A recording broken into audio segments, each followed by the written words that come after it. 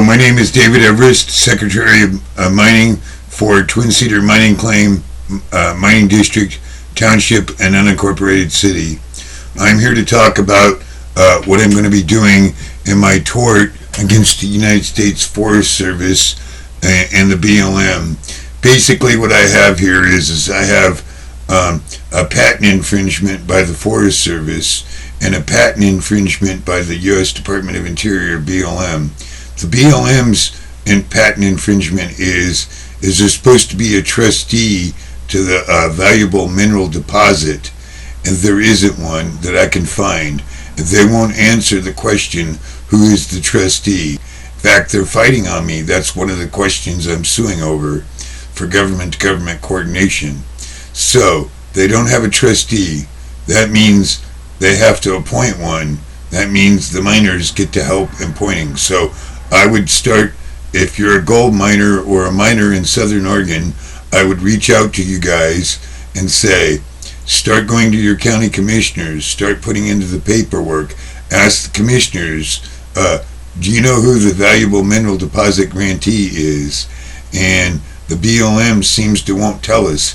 Since this is a grant, we would like to know the trustee. And then that's basically what I've done. And then here recently, there's a public-private partnership involved in this. It's called economic development. They were wanting to get control of the minerals.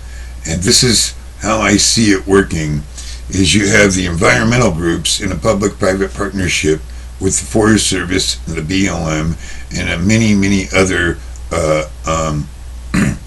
government agency alphabetic soup. And then you have So-Ready in the same in a similar way. Now, where they're getting their partnership, even though it doesn't look directly that So-Ready is involved with KS Wild, but they are through the federal government through their public-private partnerships. Now, this is something that recently happened last week. I did a little note on it when I told you I mailed off a notice of a Sunday tort to KS Wild for slander.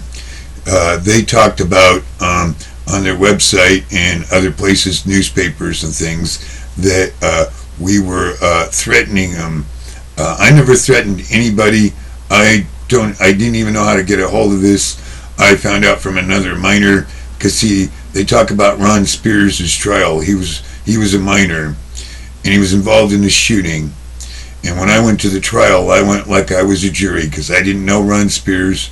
I know he was a gold miner from all the other gold miners, and we went to his trial to see what they were going to do to him. Well, I never supported anybody shooting anybody. They imply that the miners, because we went and supported Ron Spears because he was a Vietnam vet. He served his country, and I believed he was guilty of negligence, not the crimes they convicted him of, and I still believe that. Other miners may differ with me, but that's the way I think about it. But he didn't deserve the willful conviction, the extra charges with the gun, the 70 months he had to do. That wasn't right. Because see, the other guy was as guilty of negligence as Mr. Ron Spears, Mr. Grape, whatever his name is, can't remember it now, but he lost his arm. But he was guilty of negligence because he grabbed the shotgun and pulled it into him.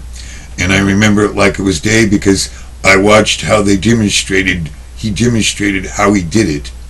And he testified that he grabbed the hold of the shotgun and it went off.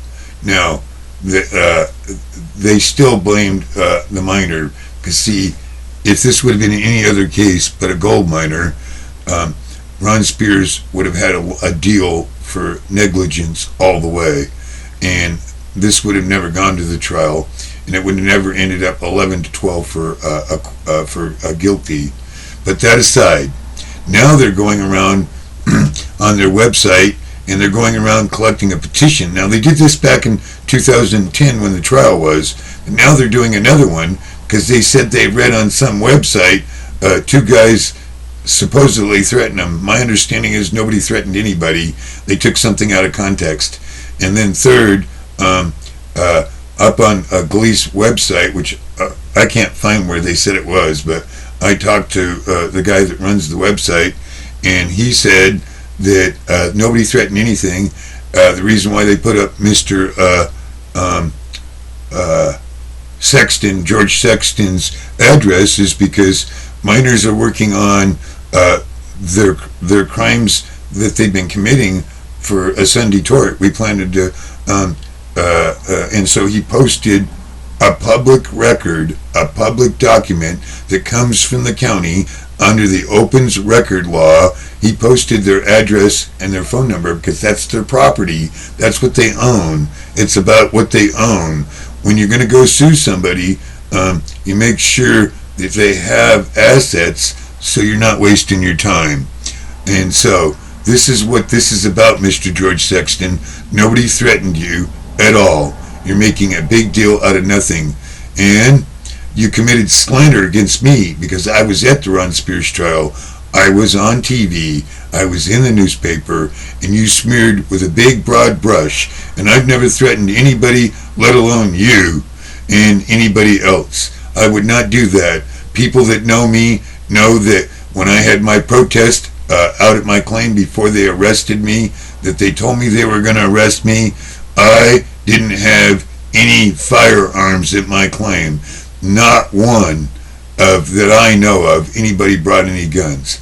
And we all had a barbecue. We had a protest, and we sat around in solidarity, just like you guys do. Only you have a thing that if we have a gathering, we're committing some kind of crime. Well, nobody's threatened anybody, and so I want an apology for slander. I want a settlement, and I want you to back away from the minors and leave them alone.